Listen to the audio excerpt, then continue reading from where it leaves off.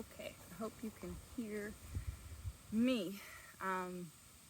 It's been, I don't know, probably about a month since I made my last posting, and I got some responses from the last posting, which I revealed that I'm discovering that I'm autistic.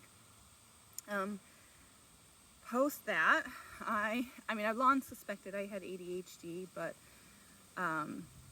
discovered that I have both.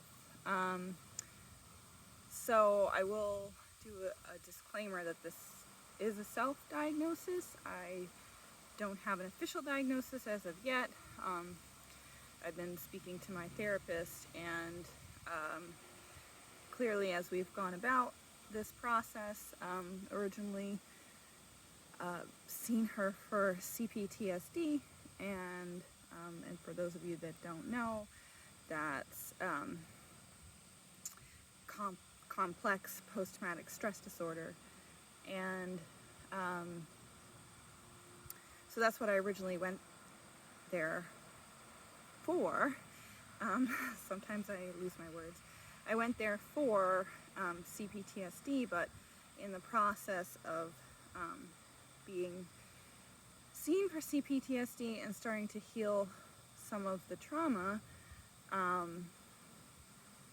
realized that there was more going on, mainly because, like, as I felt more and more comfortable in my own body and started, like, being present, things got worse.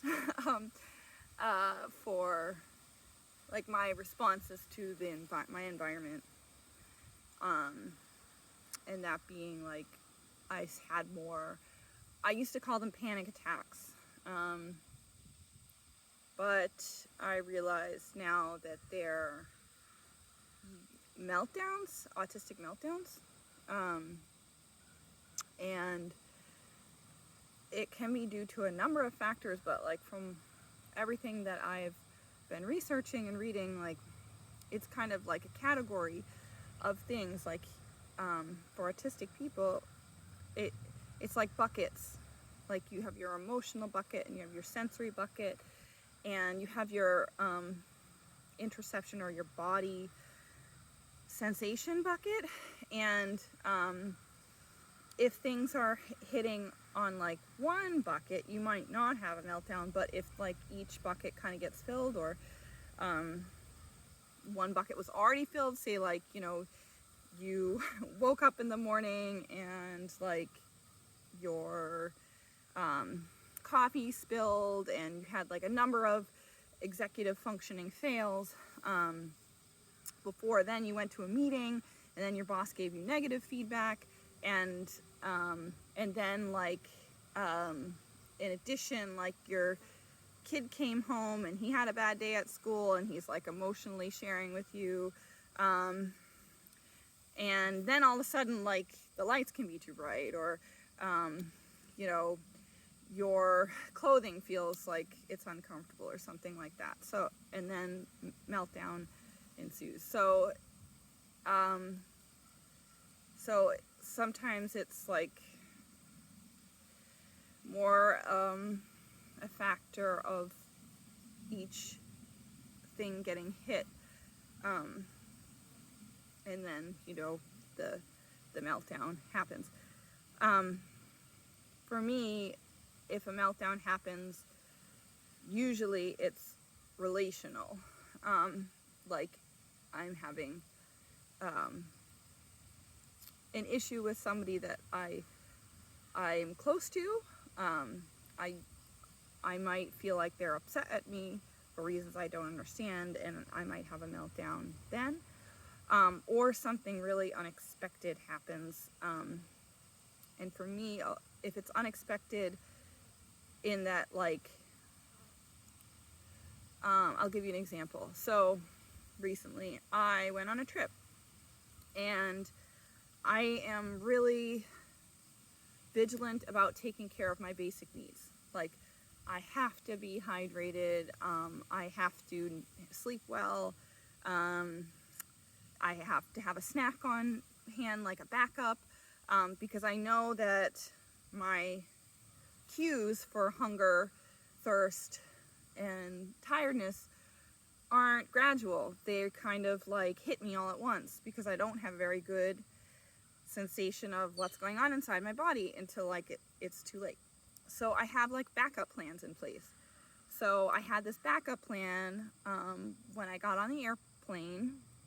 I went through security, and you know that like after you go through security, you can, you know, purchase snacks or water or fill your water bottle or whatever. So I went and I got water from the store and the snacks and stuff for the airplane because I knew that I had a long flight and that I can't rely on stewardesses to bring me something when I need it because they're busy and I need to take care of myself. And so I had everything ready and in my bag, and going onto the plane, the airline decided to do a second security check in the air bridge on the way to the plane. So, and they're checking my stuff and they took my water, and I could not tolerate it. I got very upset, and I started asking them, why are you taking my water? And I need this. And they like shuffling me down the line to like get out of the way, and I didn't know how to move, and my boyfriend literally had to like shuffle me down the air bridge onto the plane, and I didn't even want to sit down. I was like, I don't know what to do, I have no water. And I was like working really hard. I had to work really hard to like calm myself, and he saw it and he knew that I was like in a state, and I just kind of slumped over and I was in shutdown. So like you can have, my meltdowns can be like outbursts, like crying and like rocking and like being upset like that. But if I'm in a situation where I can't like output, usually I just like shut down. So I just was shutting down because I didn't know what else to do, that I had to like stop all the feelings in my body. But he saw that and he got the stewardess to get me some water immediately. But like, this is kind of an example of something that would happen to me and could have happened to me before I started healing my trauma, but is like much more likely to happen now. So yeah, I just like, it's kind of interesting that I kind of thought that maybe healing or like dealing with the CPTSD would like help me overall, but to be honest, right now, this is a little bit more hard. So, and that being said, I'm still really grateful that I am going through this process, because at least I understand why, like when things are happening, like what's going on with me. Before I just felt like defective, and like, I don't know, like I should be able to deal with something, I should be able to do this thing, I should have, and there was a lot of shoulds that I was placing on myself. And now that I have more of an understanding of what's going on, and I have more understanding for myself, and also I have more ability to discern, and I think this is maybe one of the most important points, is to discern like who is allowed to be able to be present for me with, how do I put this, who I should allow into my life to be part of my life experience, because I am like holding a standard for who can fit. I guess it's more like who can fit. Not everybody is going to be able to show up in a way that I need them to like help, to support me, and that's fine. But it does mean that like before I was like allowing a lot of people to kind of come in, and like I was kind of putting myself in a lower position, because I thought like, well, the reason why I'm not relating to this person or is because I have like trauma and like I am healing that, and eventually like I'll be on par with them or whatever. And I think now it's like, no, I actually have specific ways that make me feel good in the world, and that's okay.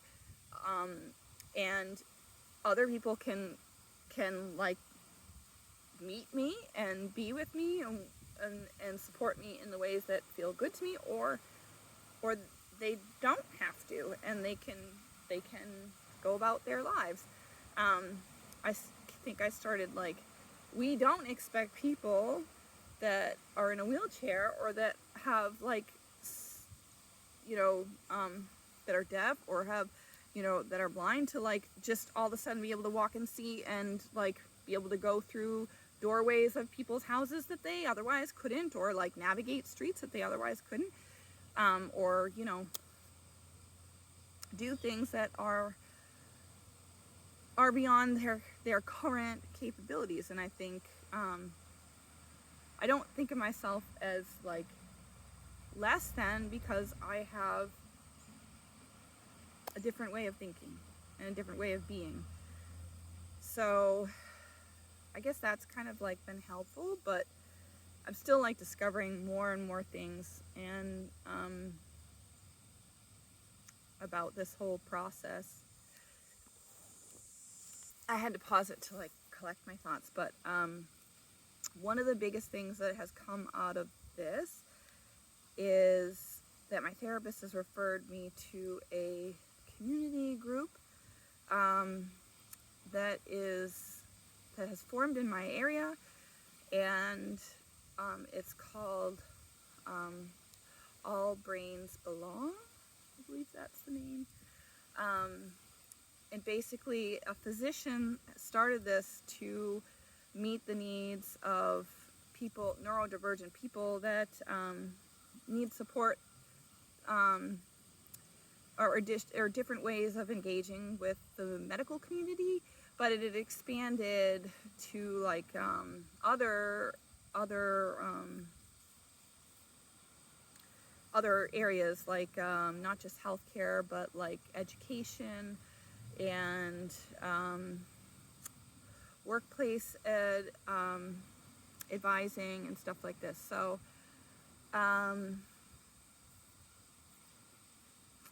yeah, I contacted them, and I'm going to be volunteering my time, and I'm hoping to connect with more people like that are neurodivergent. I started realizing that a lot of the people that I felt like a connection with in my lifetime have been neurodivergent, and including my current partner, and also my children, and even my previous partner.